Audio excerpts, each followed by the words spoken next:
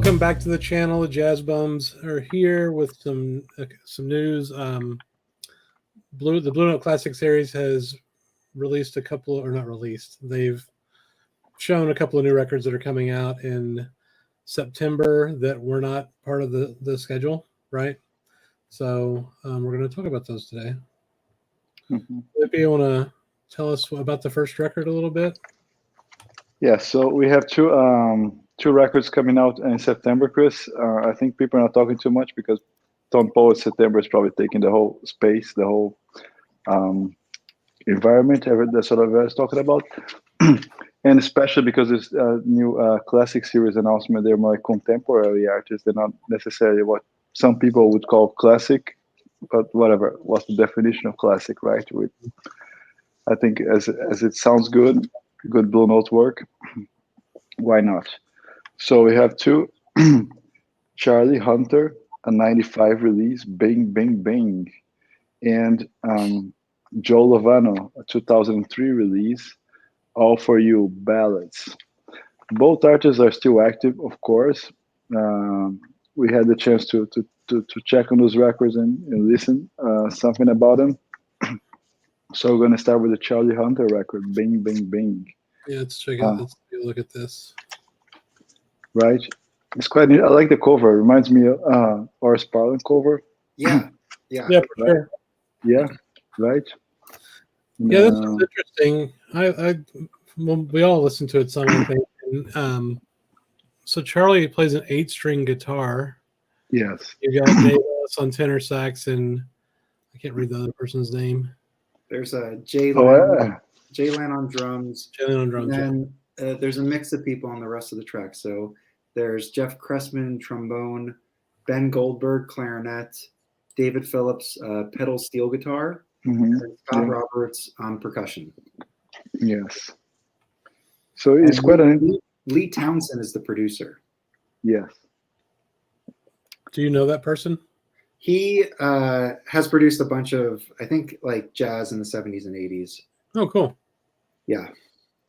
That's pretty cool. This was interesting since this is is this the one? When did this one come out? 1995, but it's all analog mastered by Kevin Gray, so that's kind of cool. Yeah, I was going to mention that according to the Blue Note websites, both releases are going to be AAA, fully analog, remastered by Kevin Gray. One interesting thing about Charlie Hunter, I found, he got really big in the 8-string guitar. In 2000, he participated in the Voodoo D'Angelo record. Oh yeah. Yeah, he played for D'Angelo. He's a bestseller guy out there. Absolutely. Yeah, how did you guys like the sound? Have you tried it? I liked what I heard. I didn't hear much, but I listened to most of it. I sampled everything. I listened to like the first half straight through, and then I kind of skipped around. I didn't like it, honestly. I thought it was cool that they did a Kurt Cobain song, "Come As You Are." When was this released again? 91. Yeah, 95. So that's like very appropriate. I feel like. I think that must have came out in like 91, right? 92? Yeah, never mind. September 91, yes. 91, yeah. So I thought that was cool. Like, just to kind of speak to that song, because I feel like that is the one that was most recognizable. It did have a cool vibe. It was upbeat, which is very different than obviously the original track. And the guitars did sound pretty good. I thought it wasn't my favorite song of the 8 or 9 that are on there. But I would put it maybe like number 3. What did you guys get a chance to listen to that one in particular? No, I did not. I just heard about 30 seconds of 2 or 3 other tracks. Okay. It seemed like like a jazz rock record to me, which I like. Yeah. So. Yeah, I had the same impression. It's more a fusion kind of thing, very 90s. I just felt like the 8-string guitar has a very nice different tone. Sometimes to me it sounds like an organ, electric piano, something like that. It was definitely unique. Yeah, for sure. Definitely different.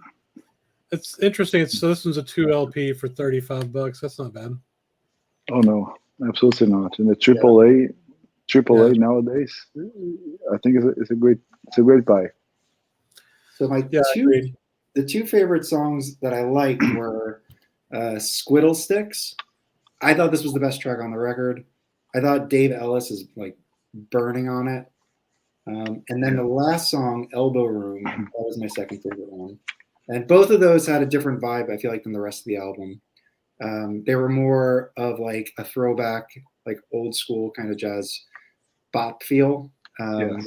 And that's probably why I like them more. They were a little bit more upbeat as well. But the rest, it just, I felt like, you know, some of the songs had like a low key, like boogaloo vibe.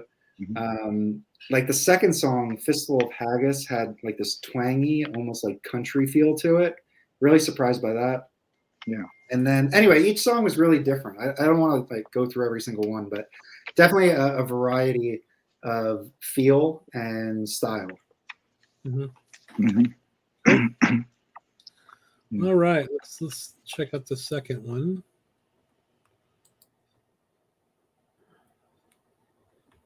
So, Mike, what do you got on this one? All right, so what do we got?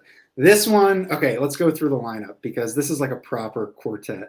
Hank Jones piano, so elder brother of Elvin and Thad. He was also on Something Else. I mean, he was also on like a ton of different stuff, but famously, you know, on Something Else, one of the greatest Blue Note jazz albums ever. We have Joe on tenor. George Mraz on bass, which I wasn't too familiar with him, but I looked into his discography and he is on a ton of stuff.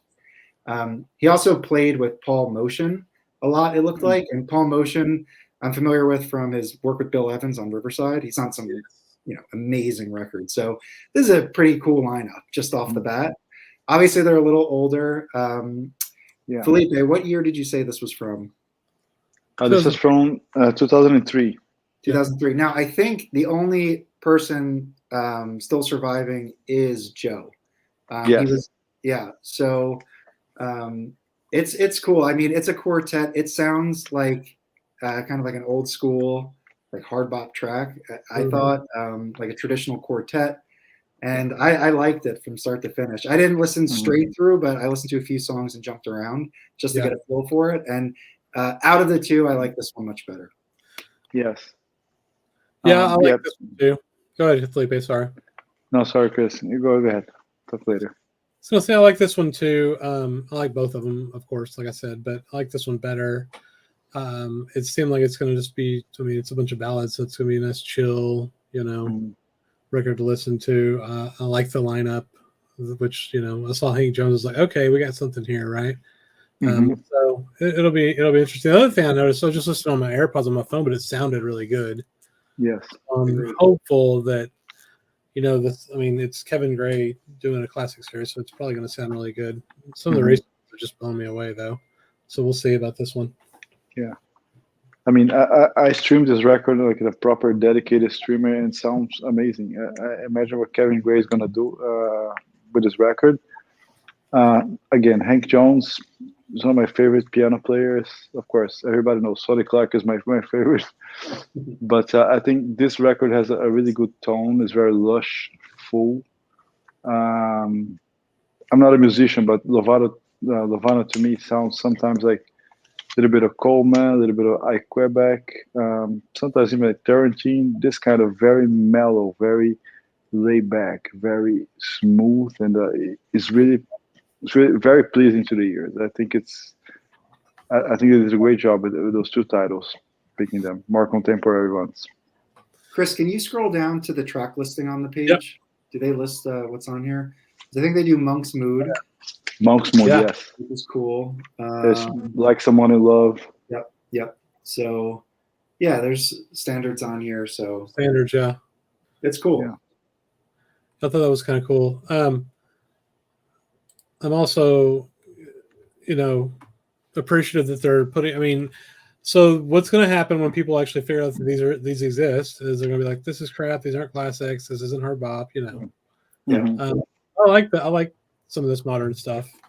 When they put out some more modern stuff. I don't know these guys. I don't know Joe. I've never heard of Joe Lovano. You know. Yeah. I think in a sense, I think there's a question I posted once in a group or something. Like, what's the definition of classic? is it old? Is it because the players are the top of the top, or is because the best sellers? What's the definition? And I Mhm. think Blue Note decides whatever is classic or not, and I think it's good because they're pushing us stuff that we never thought about. Think about the brother Jack McDuff that we got 2 months ago. That record is amazing. One of my favorites by far this year. I agree. Yeah, me too. I feel like a lot of people consider the old War Horses the classics. Like Harp Lake Monin, Something Else, Wayne Shorter's Speak No Evil. And they've done they've done a lot of those, but those are great, but it is kind of cool to get a little variety in there, some surprises that to expand your kind of Blue Note catalog that you wouldn't otherwise know about. And if you don't like it, don't get it. I mean, Yeah, just sure. Exactly, but try it. Yeah, put your toes in the water. I think it's if you're going to the library, you don't have to go to the cars. They're just telling us, check this out because it's really good. Yeah. Yeah, like today I streamed both records. The second one, forgetting the guy's name already just because it's so new, but Hunter Lovano. Yeah, Lovano. That was a huge surprise. And I listened to the other one first, which I wasn't into. Just wasn't my style in particular. So I was going into the second one thinking, another modern, even more recent session. And that one really surprised me. So I think it's cool that they were still putting stuff out there that sounded like that, like those beautiful ballads that that we're familiar with from like the late 50s and early 60s. I mean, that really is kind of the feel that I got from it. Me too. Yeah. Yeah, they also they combined the 80 and the classic series, right? So I mean the 80 series obviously is over with, but they combined it. So they can't just put out the top 100 Blue Notes all in a row. I mean, if they did, then they would just put out all this contemporary crap. Yeah. For like the next 5 years or whatever. You know what I mean? So they're mixing it up. Yeah. And the 80s, like the 80th anniversary series, right? I mean, those weren't necessarily, war horse classics, but those, that set of like 30 something records is awesome. Those are all great. Yeah. In my opinion. Yeah. Briefly, we've also got Adam's Apple by Wayne Shorter coming out before that, and Unity by Larry Young. So, and then we're also getting some Thelonious Monk later, so that's killer that they're getting that out. That's a record that needs to be out there. Oh yeah, for sure. Do you have a copy of that one, Felipe? The Monk? Yeah. No, I don't. No, I'm waiting for somebody to do I do. I have one, and you know what? It's a, let's see. This is a RBG stamp, both sides, and fidelity wise, I'm not too impressed with it, but the music is so good that every time I listen to it, right? What's that? Like he reissued it, right? Didn't RBG reissue that stuff because it was already CD? Yeah, actually, I don't know how that went, but yeah, this one is obviously reissued by him, but I'm not sure who cut the first set of lacquers. But I think they either were 78s or they were definitely a 10-inch, and they may have been 78 singles before they were compiled to a 10-inch, which they probably were. Yeah, those 1500s. I think let me look at when this was. I don't want to misspeak, but I think those tracks are pretty old. Yeah. But yeah, so that's coming out, and really excited to hear what Kevin Gray does with it, because I have this one and the fidelity isn't that great. So yeah, me too. I got the same. I've got the red one. I don't think I have that one. So the 10-inch came out in 51, which is early. Yeah, and they were recorded in 47. Okay, October and November of 47. So this music being recorded back then, it shows you why he was such a genius, that he was putting that type of music out like that. It sounds so modern. It sounds modern today when you listen to it. It's incredible. Yeah. We all got any final thoughts for these 2 new releases that are coming in the classic series?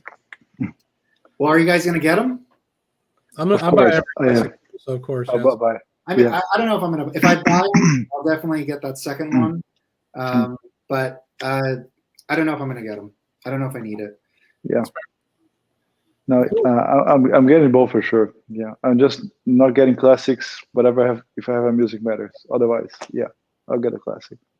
Makes sense. All right. Well, thank you for watching, and like and subscribe, and let us know what you think about these two new records in the comments. Thanks, guys. Thank you. Thanks, Have a good everyone. night.